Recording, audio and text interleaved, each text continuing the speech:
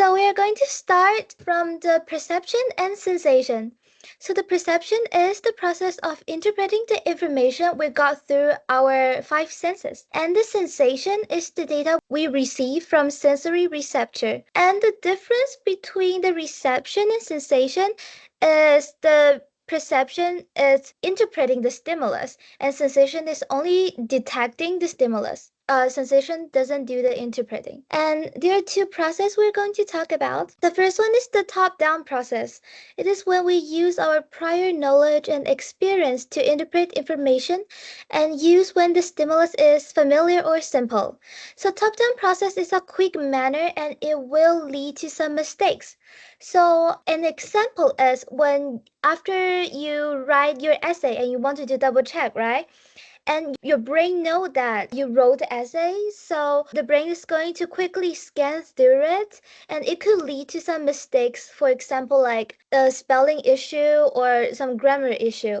And this is an example of top-down process. And bottom-up processing is when the stimulus is not familiar or complex to the individual. We organize and interpret information without relying on prior knowledge. So the perception is we use a thing called schemas.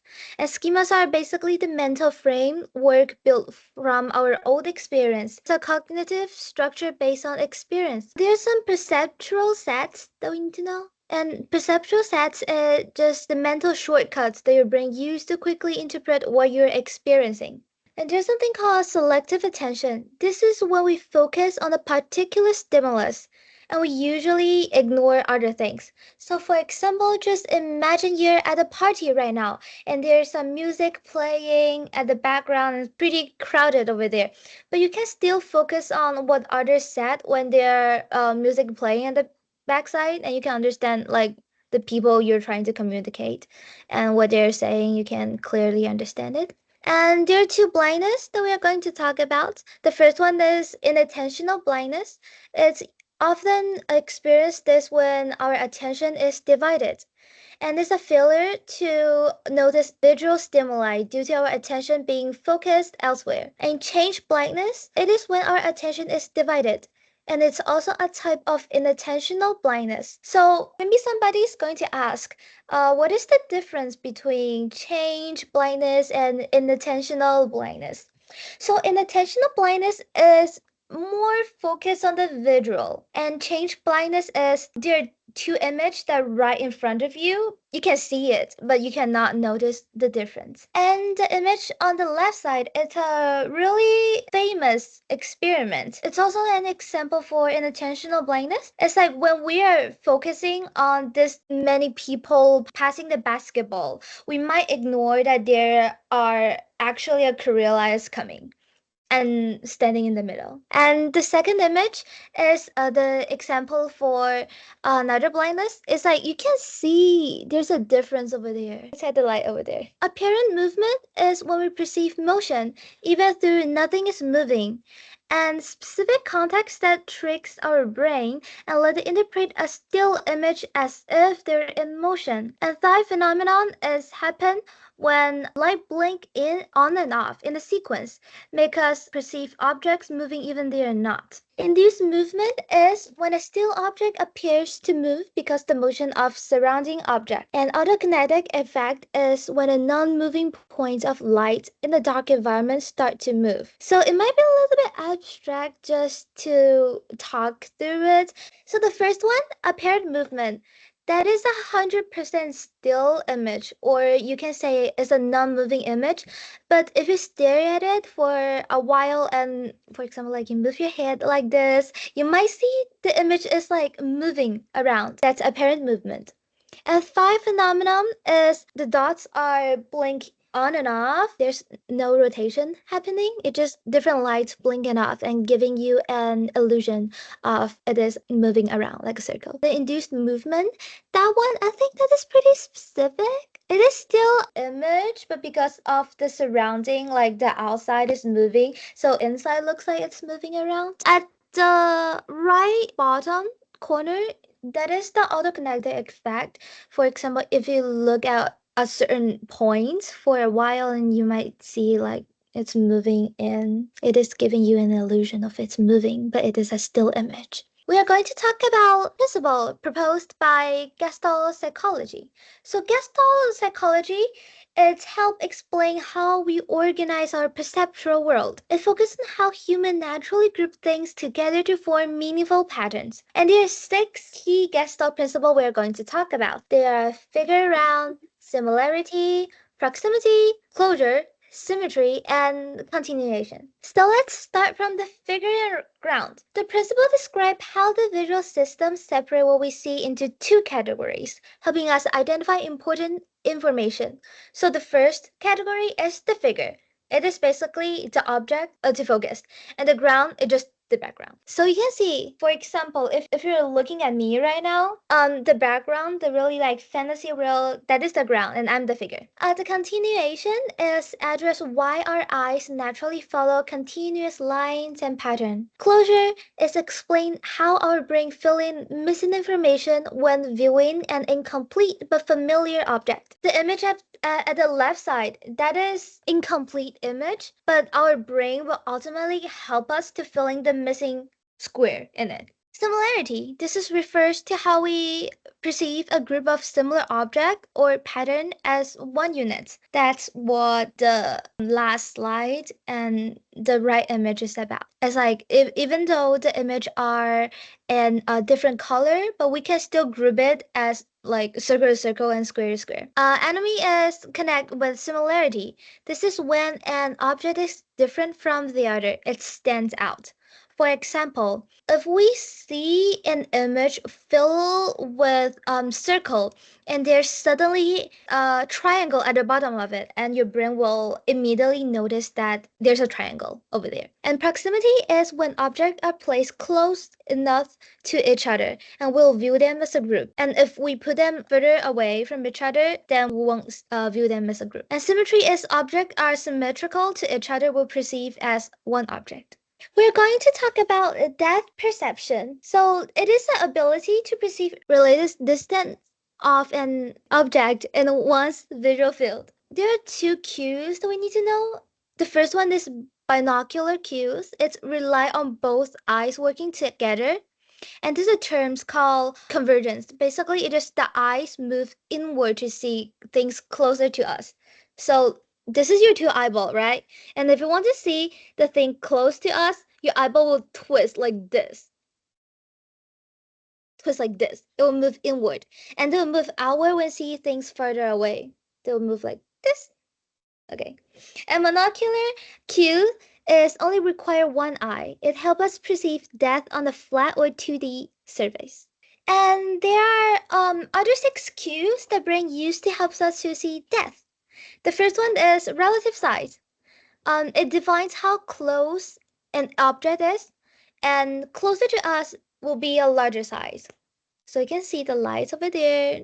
If it's closer to us, it will appear larger and taller.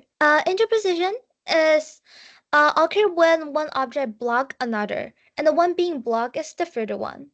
So on the right side, you can see the circle block the square and the square block the triangle, and so the triangle will be the furthest one and the circle will be the closest one.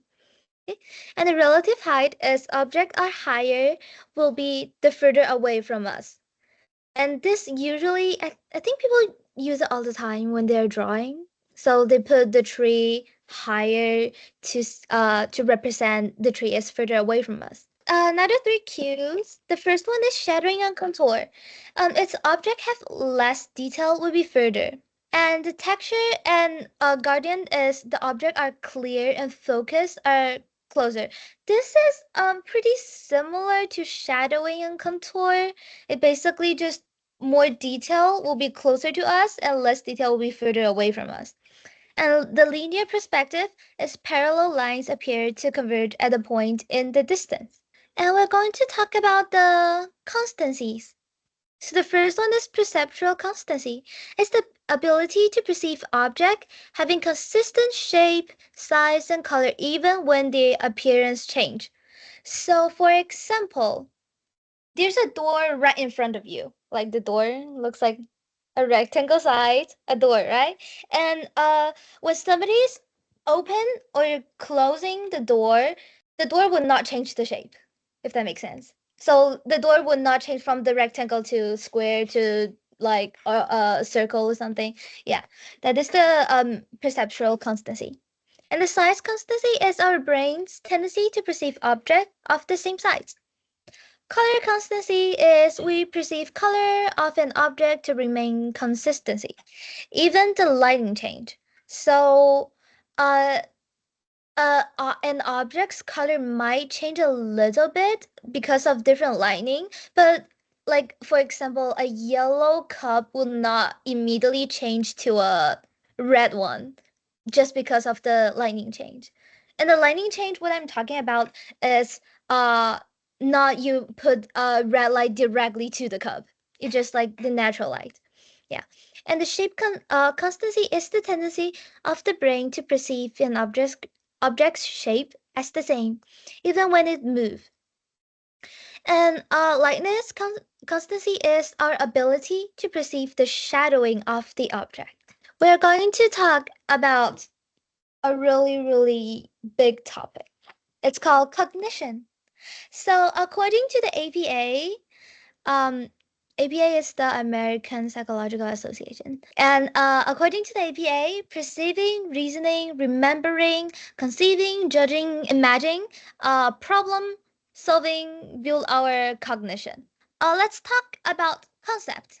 Concept is a concept. That is the thing you're going to test about. Yeah. So concept is used when processing information, and mental categories are that help us organize and understand the world. So it allows us to group objects, events, ideas, or even people under shared classification. Prototype is the most basic example of a concept serve as a mental image that illustrate the concepts. For example, balls are concept. Baseball, football, soccer ball, ping pong ball, volleyball, like all of this kind of balls are the prototypes. Schemas is a complex mental framework that organize and interpret information about the world. Assimilation is it forms schemas through this, and is when we fit new information into the existing schemas. Accommodation is the change of schemas into incorporate new information. So how can we kind of like notice which is which? So assimilation is we don't change the schema. We put new information into the schema. And accommodation is we change the schema. We change the schema to fit the new information. We are going to talk about the approaches of problem solving. So the first one is algorithm. This is where a person solves the problem step by step in a systematic way. For example, you lost your phone. If you're going to use the algorithms, you're going to search a room by room. So after you search the first room, you're going to go to the second room and then go to the third room until you find your phone. And heuristic is it is a mental shortcut based on a past experience. The same example, you lost your phone, and instead of searching a room by room, you go back to the place you've been before and start searching there. And it could lead to error sometimes. For example, you actually been to a room and you forgot that you've been there and you didn't search the room, and it will lead to the mistake of you cannot find your phone in the future. And there are two branches out from there. The first one is representative heuristic. It involves making judgment based on how much something represents as stereotypes. This could cause misinformation. And another one is availability heuristic. It includes judgment based on example that come readily to mind. And error will occur if decisions are heavily influenced by recent or vivid memories. And mental sets is a cognitive framework that relies on past experience and strategy to solve new problems. So specific for problem solving. Schema focus on organized information, and that is different from the mental set. Mental set is for problem solving. Schema is for organized information. Priming is referred to the phenomenon that's where exposure to one stimulus influence how we respond to a later stimulus. Repetition priming is occur when exposed to a specific stimulus, which will be easier to recognize the same stimulus later. Semantic priming, it involves the influence of one word on the interpretation of another related word. And framing is referred to how information were presented and can shape how we react to it and influence our decision and judgment. So, creativity is when we create new original ideas and solutions using two approaches.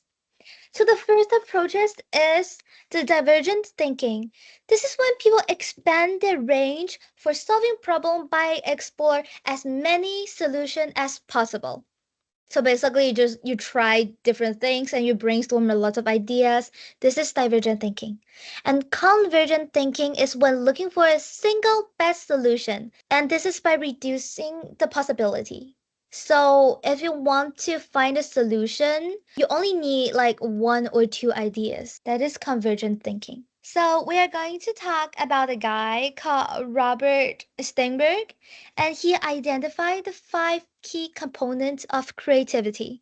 The first one is expertise.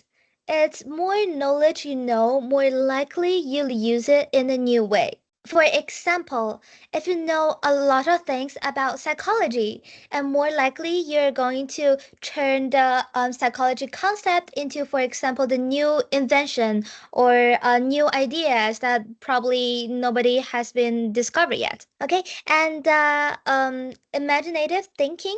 This is a thinking skill. An individual must be able to view concept in a creative way. So if you stick with the traditional way, you'll never get this thinking skill. The venturesome personality is the individual must be willing to seek out new experience and face the challenge that will help them to grow and see things from different way. I don't know if anybody haven't or had watched the movie Moana 2 yet. If you watch the movie, you might know what I'm talking about. It's like when Moana, they went into the cave and there's a lady saying like, okay, you need to try another way, find another way. Yeah, this is basically what is it talking about. Think outside the box. And the intrinsic motivation, it must have internal drive to pursue perceive the goal. And the word intrinsic, it basically means internal. So intrinsic motivation is internal motivation. And what is internal motivation? It just have an internal drive to pursue a goal. So this is what I think. And the last one is creative environment. So individual that put themselves in the creative environment could lead to creative thinking. That's why maybe lots of the designer they will love to work in their company studio rather than in their house by themselves. I mean somebody might they might like to work by themselves, but most of them they like to work in a creative environment. That help them to build a creativity thinking. There is a fixation that I'm going to talk about. It's called functional fixedness. It's basically is a limit person to use an object only in its traditional way. For example, tennis ball. Most of the people they might think you can only use tennis ball when you're playing sports, but you can also put it in your laundry machine, or you can use it as a pet toy, something like that. And there are two cognitive biases, and the biases will affect our decision making. And this is a really, really important part of our life. Even though we are not focused on the AP exam, I still highly recommend you to learn these two cognitive biases. The first one is the gambler's fallacy. It is basically if an event happened too frequently during the period, people believe it will happen less frequency in the future, which is not true. Don't do it. So that's why a lot of people they go to casino and spend like tons of money into it because they believe that oh my gosh, I'm so unlucky for the first 10 times. So maybe the next time I'll be lucky. And Typically, I don't think it's impossible because the casino, they're going to control it. And another one called sunk cost fallacy. It's a tendency continuous to pursue an action that you already put money, time, something in it, and regardless of its future value. For example, your relationship. In a bad relationship, you put a lot of money, time, or maybe you try to pursue your partner to become a better version of themselves, even though they might not change in the future. Or you start a business and you put a lot of money in it, and even though you can feel that you will never gain any money in the future, but you still keep running on that business until you lost everything. That is sunk cost fallacy. It's really important for our lives. We are going to talk about memory. So, what is memory? Memory is information that persists over time and gets through experiences, can be stored and found later. There's a term called metacognition. This is basically the awareness of your own cognitive process. There are three types of memory we are going to talk about. And the first one is explicit memory. So this memory required effort and thought and are information that we consciously recall. And they have two subtypes. The first one is the episodic memory. It's related to personal experiences. And the second one is semantic memory. It involves knowledge, general information, or facts. So basically, somatic memory is the thing that involves the thing that is like really stuck into your memory, stuck into your brain, and you'll never forget. Maybe you'll forget if you don't practice it. We're going to talk about the concept about that. And the second type of memory is the implicit memory. This is the information or skills we learned throughout fully without fully aware of it. So you learn it even though you don't know that you actually got the skill. Yeah, one of the things about that is called procedural memory. It's a type of implicit memory and it helps us to recall how to perform tasks. And the third type of memory is the prospect memory. It involves remembering to perform future actions. And for example, the study involved the both episodic memory, or you can say it at explicit memory, and implicit memory. We are going to talk about long-term and short-term memory. So long-term memory or LTP is strengthened. It strengthened the synaptic connection between neurons in the brain through repeat activation.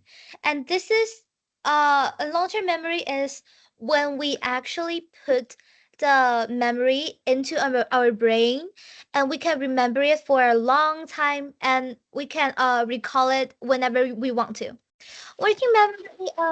A working memory model or the short-term memory is they explain how working memory process and temporary hold information for cognitive tasks. And there are four parts of it. So the first part is the visual spatial sketchpad, or you can call it inner eyes, and it's handled visual and yeah, it's basically handle visual and spatial information, and this is why we know the object and its location. The second one is the phonological loop. It's deal with verbal and auditory information, which is what you hear.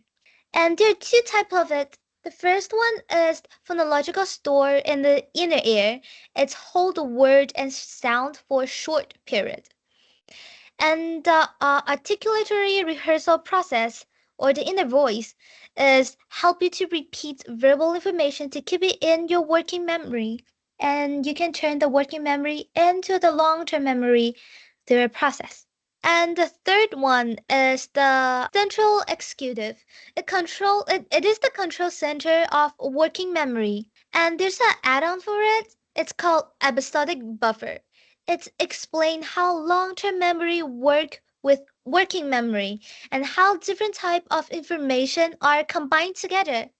And this is act as a temporal storage system. The multi-store model they explain how information is stored, processed, and retrieved. Retrieve basically is just another word for recall, like you bring back the memory. They focus on three systems that information must pass through. So the first one is stimulus, basically like what we learned last session in the unit one. We got the stimulus, and we are going to transfer it into the sensory memory. They have two types of the sensory memory. The one is iconic memory, the visual sensory memory, and another is echoic memory, which is the auditory sensory memory, what you hear. And later on, you change it to the working memory or into a short-term memory. We're going to talk about how to keep the short-term memory. So there's a thing called maintenance rehearsal. It basically just repeats the information again and again to prevent forgetting. So if you are not a native English speaker like me, when I was a kid, the one of the way that we learned vocabulary is just to repeat the information again and again until it's stuck into my brain. And another one is called elaborative rehearsal. This is connect the new information to something you already know and make it easier to remember. So this is a smarter way to learn a new language, especially for English. That, for example, you're learning the root word. You put the different root word into the different vocabulary, and the root word will help you to understand what this vocabulary means. This is an example for elaborative rehearsal, which is like you put new information, like the new vocab, to something you already know, which is the root word, and make it easier to remember, which is the new vocabulary. Encoding is it's turned short-term memory into the long-term memory, and they have three levels of processing model. The first one is the structural processing. Basically, it's just a superficial, or you can say it's a surface level of it, and it's focused on physical appearance. The second level, phonic process, it go into a deeper level right now, and they focus on how it sounds to it. And the third one, somatic processing. This is the deepest level, and it focused on the meaning of information. And there are different type of encoding. The first one is the visual encoding. Basically, it just encodes the information by visual elements we see. And the next one, the acoustic encoding. This is the different sound element that help the process. The third one, tactile encoding. This is the encode information with the feeling of touch. The next one, the organization encoding. It is the process information in terms of sequence. For example, you group it in listing, grouping, something like that to help you to organize it. The next one is elaborative encoding. Basically, it's pair new information with what you already know. The last one is semantic encoding. This is when you focus on the meaning of information. We are going to talk about the mnemonic device. This is it's help organize information that makes people easier to remember. So the root mnemonic, it basically just, I think you can understand it as like a helper. Yeah. So mnemonic device, you can remember it as a helping device. Yeah. So you help us to organize information and make it easier to remember. The next one is the method of lossy. They link the information to a specific location to help you memorize. And the specific location need to be the location you're familiar with. For example, like your room. And how does it work? So basically, they just draw a picture of your room and they put the different image of the item like around your room. So it will help you to remember what is it because you're familiar with the room. The next one is spacing effect. This is an illusion of thinking we got all of the knowledge by studying all of the material at once. But we'll see the real learning if we space out our learning. So this is what we said that you cannot study a thing. For example, you cannot study all of the AP psychology in one day or in 1 week. We need to space out. So that's why we are doing each unit per week so we can know what we are really learning. The next one is the testing effect. The texting will help you focus on the area that you really need more help with. And the test make you understand what you truly know. I mean, you truly not know, so you can focus on the area that you need to be improving on. The next one is the zero position effect. We have a set of order when information is present to use. And we usually, the start and the information at the end are more likely to be remembered than the middle part. Just imagine you're practicing to having a speech. Usually the part that you will make the most mistake on is at the middle part of the speech.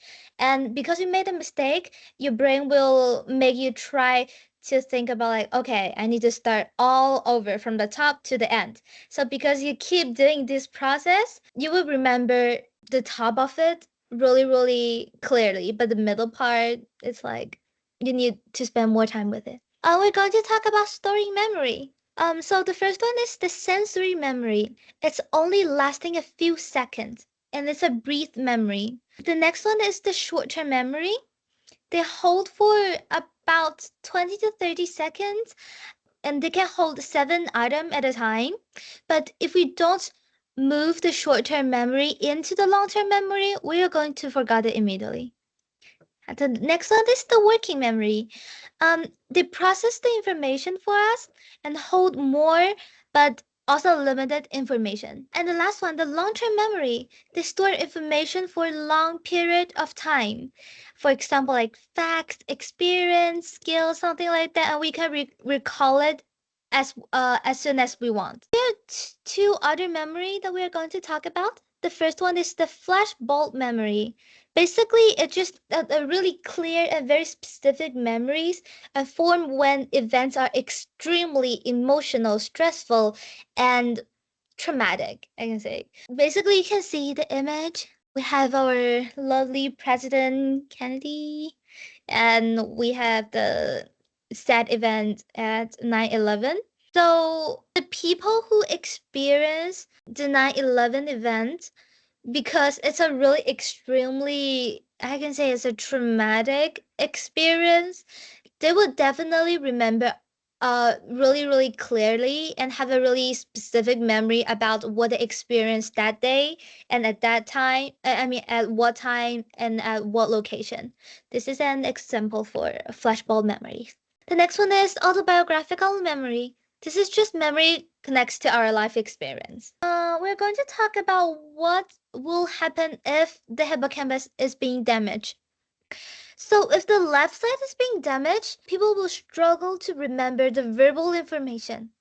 If the right side of the hippocampus being damaged, people will struggle to remember the visual information. So the left side for hearing, right side for visually. Yeah, we're going to talk about loss of memories. There's a specific word for loss of memory, which is amnesia. It's involved the loss of memory. Basically, it just means the loss of memory. And we have 4 different type of amnesia.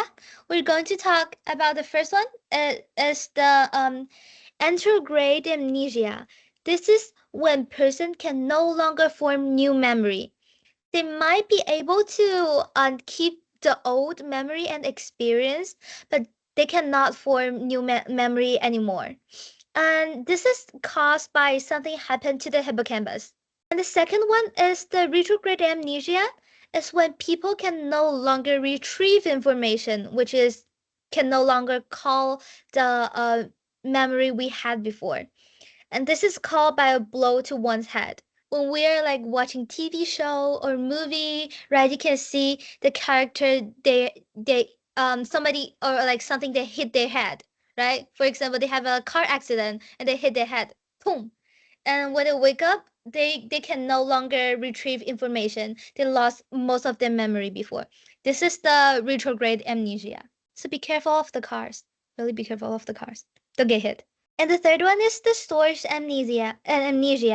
This is when person remember what they learned but forget how or where they learn it. So an example is if you're a high schooler, actually no, high schoolers make sense. If you're a middle schooler, yeah, and one day your teacher talks about calculus to you, and you understand what does calculus mean, and you can do all of the calculus problem, but you don't know like where or how you ever learn it. This is source amnesia. The last one is infantile amnesia. This is developmental limitation. So basically, it just adults cannot remember their early childhood experience. So basically, recall just means retrieve information without any hint. Yeah, so for example, I ask you, what is 1 plus 1 equals to? Equals to 2, right? We don't need any hints. We don't need calculator to help us. That is like we are recalling our memory. Recognition is when we use cues to help access the information. And the context-dependent memory is retrieval is improved when you are in the same environment as when you first learn it. For example, you learn something when you're in the library, and later on you come back to the library and you figure out like, oh, I remember I learned this before right here, something like that. And the next one is the moods congruent memory. This is when you're more likely to recall memories that match your current mood. So if you're happy, then you're likely to remember like positive memory. If you're sad or anxious or stressful, this memory will maybe bring you some bad or negative memory. The last one, state-dependent memory. This is when retrieval is improved if you're in the same mental and physical state as when the memory was encoded. We are going to talk about the thing that we call improved retrieval process. The concept for this, it's called metacognition cycle.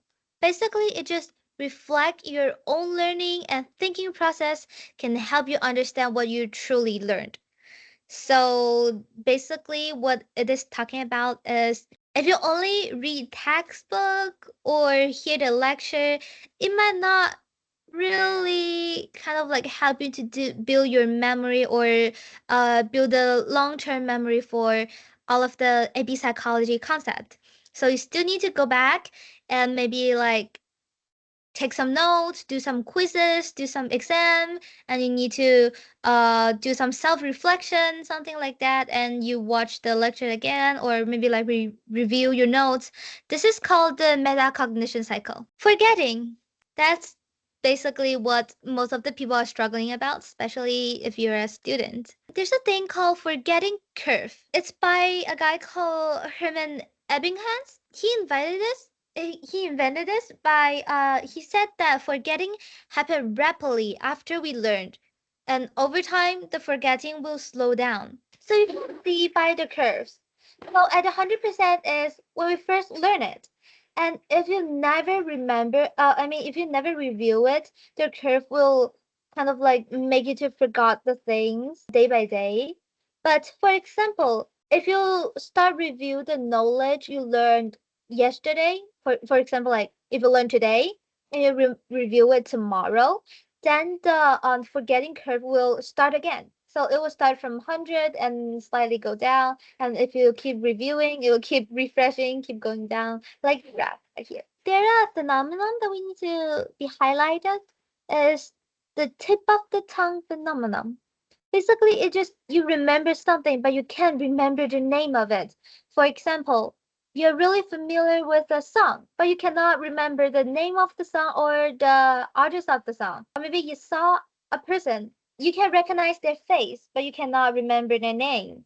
Or maybe this happens to a non-native English speaker. You know the meaning of it, and you really, really want to express it, but you forgot the vocab of it. That is the tip of the tongue phenomenon. And the practice interference is when old memories distract recall of newer memories. And retroactive interference is when new memories distract the recall for older memory. Stress is the stress that is perceived to be harmful and caused by negative life event. And the opposite of the distress, eustress, basically is eustress. Yeah, it's stress that is benefit to people caused by a positive life experience. Sigmund Freud. This guy is really, really famous, and he claimed that a person's personality was shaped by the ego, superego, and id. So what is ego, superego, and id? Ego basically just controls one's impulses. Superego located in one's preconscious, and it represents one's ideal judgment and moral components for their personality. Id located in the unconscious, and it satisfied one's basic drives. For example, pleasant is one of it. Defenses mechanism is basically just allow ego to protect itself. It's focused on distorting reality, and the distorting reality part is unconscious. They did do it unconsciously. And the repression is the belief to be an automatic process that protect a person from facing difficult emotion or experience. The constructive memory is the brain combines stored information with additional elements when we remember information. We are going to talk about IQ, which is intelligence. Fluid intelligence is the ability to fast inference and break down abstract problems. And this one will decrease when we get older. So that's why we have like a harder time to do problem solving when we're older. This is why. And the next one, crystallized intelligence, is the accumulated knowledge and verbal skill a person have. And Alfred Bennett is this guy, and he introduced IQ. And what is IQ and how does it calculate? So basically, IQ is your mental age divided by your actual age and multiplied by 100. We're going to talk about some negative impacts. The first negative impact is the stereotype threat. Like you can hear it based on the word threat. It's a negative impact. So it is basically an anxiety when people are at risk for negative stereotype in their social group. And stereotype lift is when individual benefit from positive stereotype in their social group. You can remember it as like when you see threat means like give bad things to you, right? So it's basically giving you a risk for like negative stereotype. A lift means that it will make you feel happier, right? They will lift you. So it's individual benefit from the positive stereotype of it. For example, one of the stereotypes as an Asian might be like we eat dog meat. That is like a bad thing, and we might get like discrimination or biases at school or in their social groups based on this negative stereotype. And stereotype lift is maybe like Asian people are good at math. For me, I'm not good at math. I'm not good at math at all. But this stereotype lift, it actually benefit me when I was in high school, that people they try to talk to me when we're at the math class, even though I'm not really good at math. Yeah. And the next one is reliability. So the first one is test, retest, reliability. So based on the name, test, retest, this is the consistency of test result over time when same person take the same test again and again. So that's why I call test, retest, because you're going to take the test multiple times but keep the same result. Maybe not exactly the same, but approximately the same. Yeah, and the split half reliability is the consistency of result within the test itself. The four types of validity. So the first one is the content validity. Basically, it's test ask about information or behaviors of interest about the test. The second one, construct validity, is the degree a test can actually measure a specific trait or concept. The third one, criterion validity, is see if the test correlates with any outside variables or measure. The fourth one, the predict validity, is they use it to predict future performance and can only be used when there is a large data set. The large data set can be different in most of the times, but for example, at the study of like a unique population, for example, like maybe somebody they got natural brain damage. For that kind of unique population, the large data set will be like 17 or something. But if you want to say like the population will be like college student or something, the large data set might talking about like over 1,000 or something like that population. It can be different. But yeah, predictive validation is just to help to predict future performance.